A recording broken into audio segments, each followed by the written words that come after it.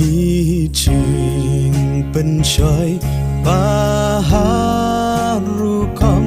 kiwan len shop yangi sam lagi hiar hakampuram kat panang mi kismi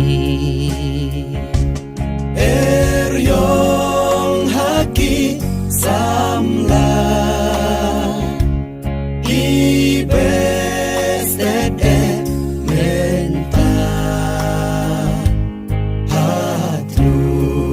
kalin udon utrai samla syautopai hak pingiban ya kapertai donut kiwan denra samla kimken mau show you play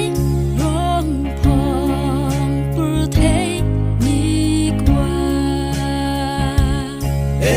eryong haki samla ibes dede menta hatru kalin udon utrai samla syautopai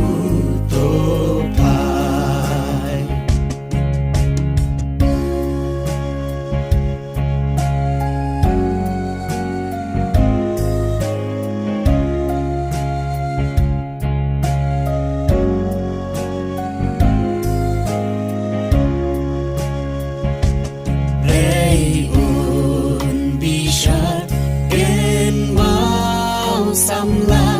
duriau kan ker saudo het yap nok loi na ching ngau ha a ching khala wacho eryong haki samla ibes dede menta hatu kalin udon utrai samla syau